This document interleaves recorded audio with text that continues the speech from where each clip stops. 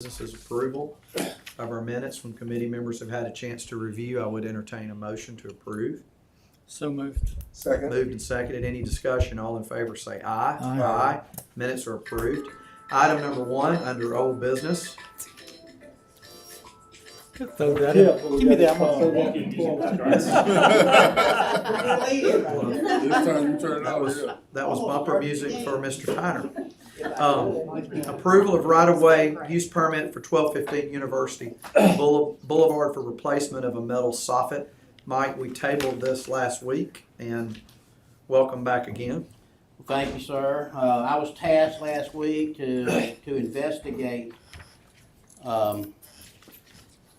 Investigate's a strong word. Research. I was asked to research the issue of the inability to locate a right-of-way use permit for this. I engaged legal and I engaged building inspections. What we have uncovered is that it looks like the overhang as a balcony was constructed with a building permit in 2012. Subsequently, in 2020, there was another building permit, and that's when that balcony overhang became an enclosure. OCE's records go back to about 2017 with right-of-way use permits that we have on file, and I think we've been doing it longer than that. But Tom did some investigating, and best we can tell is permits started in the late 90s or early 2000s that we got an entity to get a permit for anything that was a non-public function or a non-public infrastructure in the right-of-way. At that time, the Department of Transportation, TDOT, under Joe Robinson, David Griffin, housed a lot of the city's infrastructure or organization. We can't find any records where back in those days that right-of-way use permits were brought before this body or even to the city council for a resolution for approval. What we think is that permission was given either maybe on a document, a construction drawing, or maybe just a paper copy, an approval to do the work, but not ever brought to y'all to approve. So unfortunately, we do not have a right-of-way use permit for this. I am going to recommend that we do one. The verbiage in our right-of-way use permit gives us some authority for removal. Tom Mike can speak more eloquently about that than I can. But if we get that in place, then I recommend we do that. Okay. OCA, your recommendation? Yes, sir, I agree, and I can let Tom speak to it more if you'd like. This is No. kind of where he, As articulate as he is, I think we've heard enough. kind of the area he is. We've reviewed and we do recommend as well. But the recommendation from engineering and OCA is approve what's before us, and that will properly establish the required use permit for the right-of-way? Yes, sir, it will. Yeah. So moved. Second. Any other discussion? All in favor say aye. Aye. Opposed? Motion carries. Item number 2, approval of change order number 2 with Price Civil Services for the 2023 sanitary sewer rehab and repair project, no cost increase. Kimberly, welcome. Hello. This is similar to one we did a month and a half ago, and this is an existing project that we do. It's an as-needed contract that we do with Price Civil Services, and this is to add line items to the project. So it's a no cost because it's an as-needed contract, but as certain items come up that we haven't encountered before, we have to go in and add them to the project. So that's what this is. It's actually adding a few line items into this existing contract. I don't have any questions. So moved. Second. Moved and seconded. All in favor say aye. Aye. Item number 2 is approved. Item number 3 is approval of a minor public works contract with Hoist and Crane Service Group for water and sewer annual crane inspection. The total $10,160. Kimberly? This is to inspect our cranes, our various cranes throughout the water and sewer department. This is at the various plants, also lift stations and booster pump stations. This will be funded out of Fletcher and Ed Love's outside services account, and the total amount is $10,160. And we do this annually. Question? Second.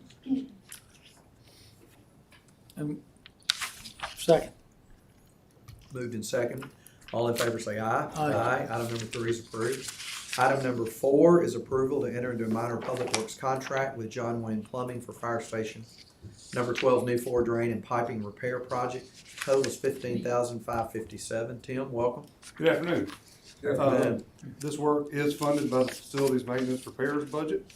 It will make a repair to the floor drain at Fire Station 12 that's broken inside the slab, and the cost of this covers the repair of the flooring as well. Questions? Motion. Second. Moved and seconded. All in favor say aye. Aye. Aye. Item number 4 is approved. Item number 5 is approval to enter into a minor public works contract with Radco Electronics for fire logistics, emergency power inverter installation. Total is $13,777. Tim? So this work is going to replace the existing UPS or emergency power inverter, which supplies the safe room with, like I said, uninterruptible power. In the event of a power loss, it serves the ventilation in the room and some other emergency functions as well. Questions? The safe room.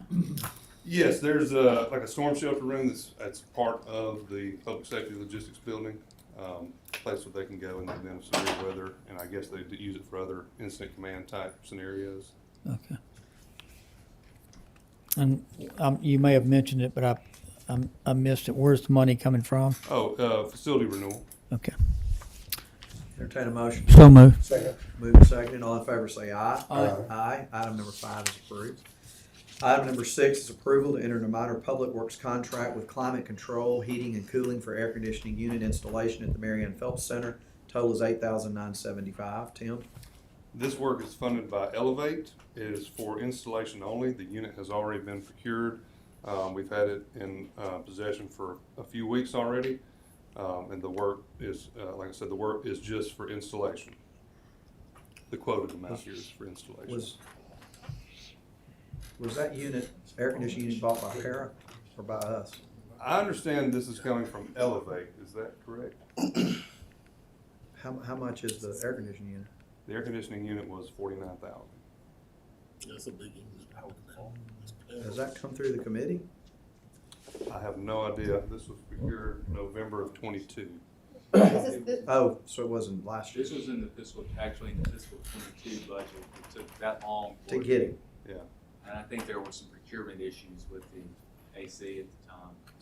Probably why I'm having memory relapses. It's been a while. So that was definitely a supply chain problem. It correct? was. It just arrived about a month ago. Okay. Questions? Motion. Second. Moved and seconded. All in favor say aye. Aye. Item number 7. Item number 6 is approved. Item number 7 is approval to enter into a minor public works contract with Renovations Plus, City of Tuscaloosa Annex 1 parking deck downspout installation. The total is $33,511. Tim?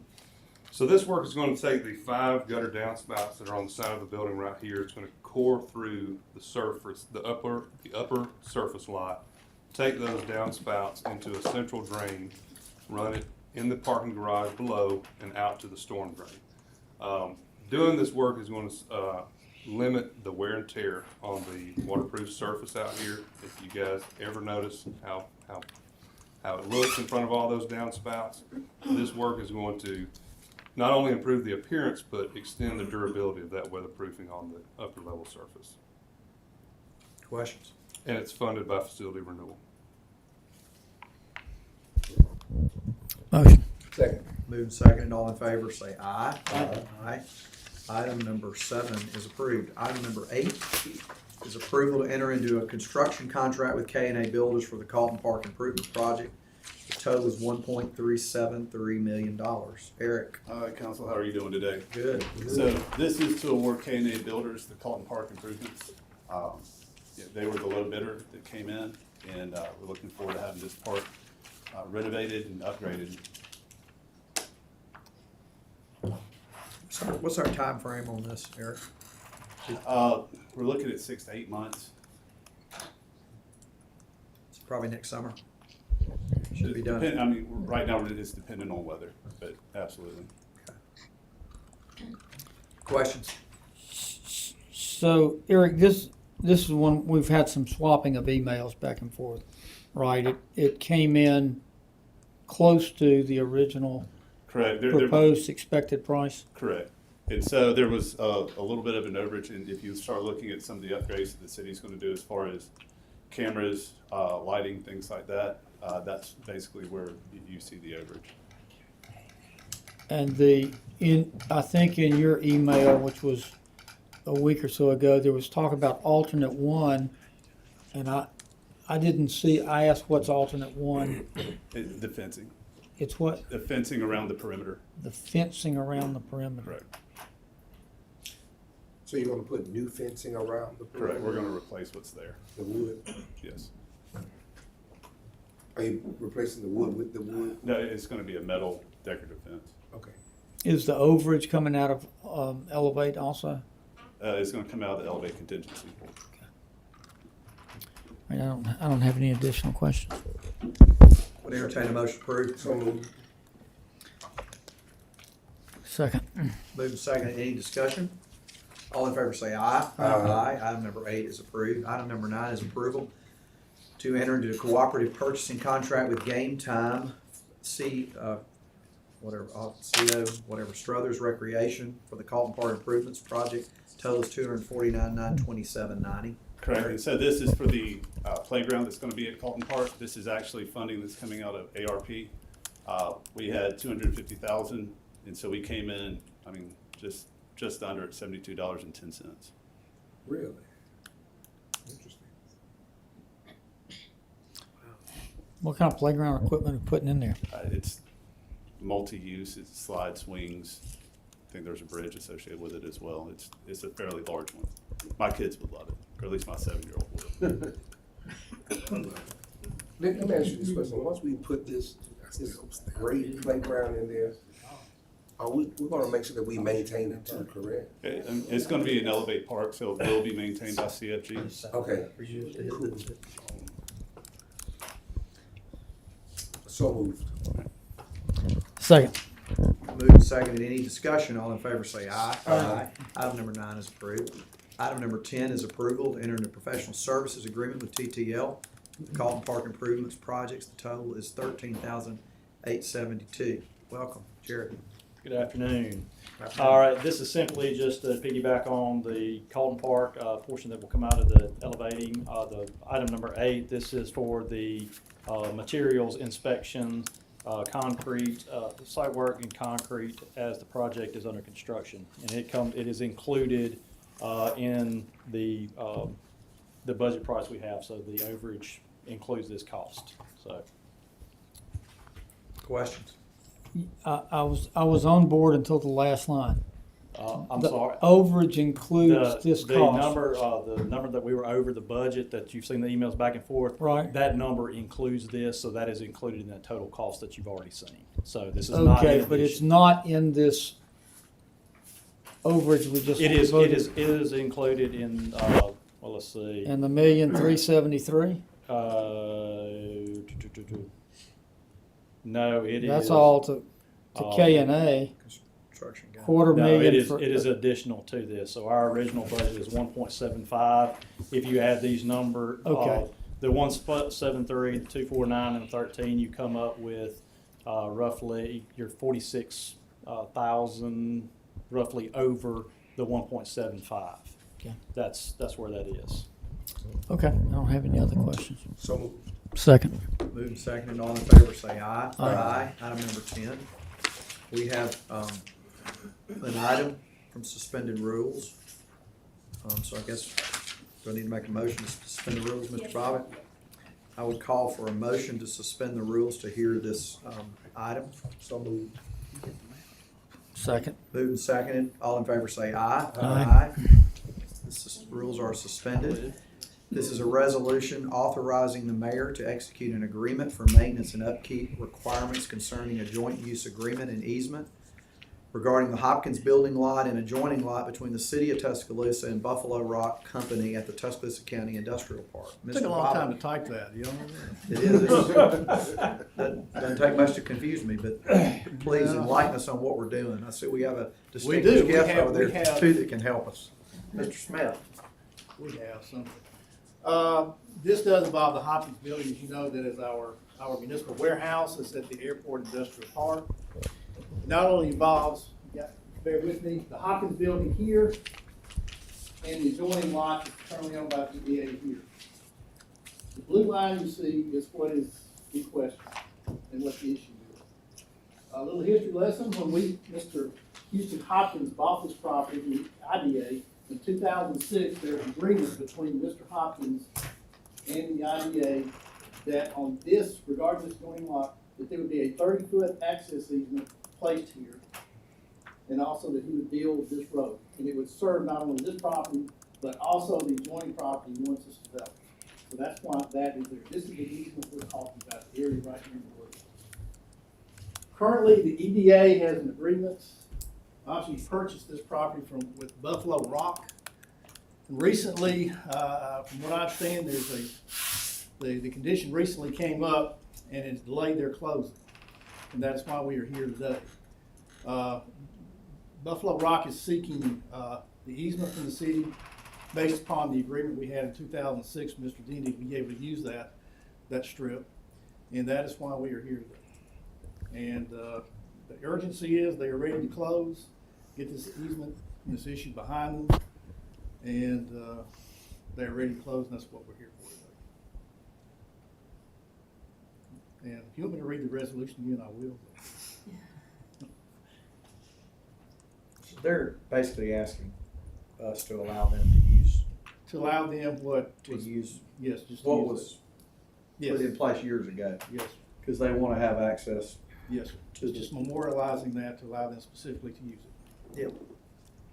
Questions from committee members? So the urgency is they're ready to close?